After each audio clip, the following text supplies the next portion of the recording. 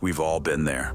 The gut punch, the betrayal, the deep, throbbing ache of being hurt by someone we trusted, someone we cared about.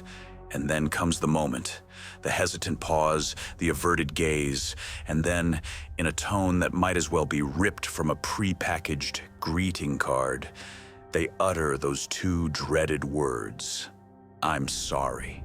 For many, the words "I'm sorry" are a balm, a sign of remorse, a flicker of hope for reconciliation. But for me, and I suspect for many others, those words, when uttered by the person who inflicted the pain, often sound like nails on a chalkboard.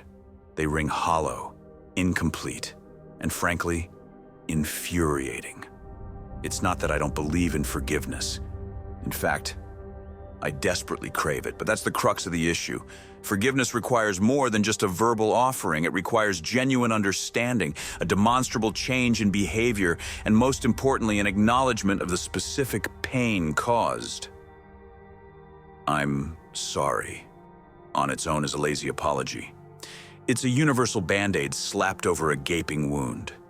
It's a way for the offender to absolve themselves without truly engaging with the consequences of their actions.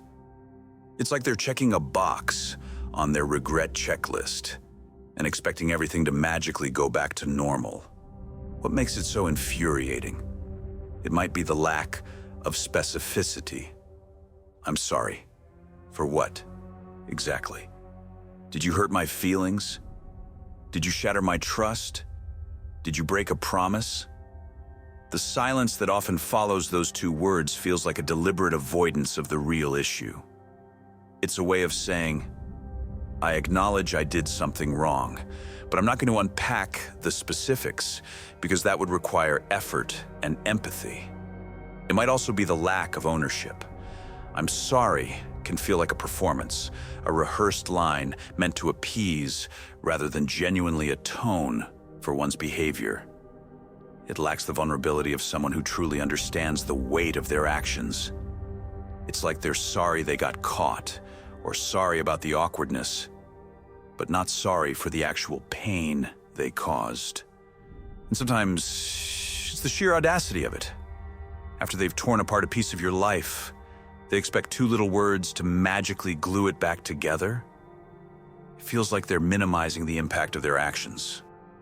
As if my hurt is something that can be easily wiped away with a simple apology. What I crave is an apology that acknowledges the specific pain inflicted, an apology that outlines a commitment to prevent it from happening again, an apology that demonstrates a real understanding of the consequences. I want to hear that you understand your actions hurt me, that you are aware that you broke my trust, and then tell me what you're going to do to ensure that it doesn't happen again.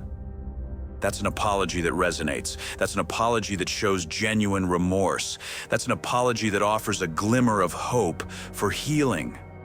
Until then, "I'm sorry" from the person who hurt me will continue to sound like an empty echo, a frustrating reminder of the chasm between where we are and where we should be. It's a start, perhaps, but it's far from enough.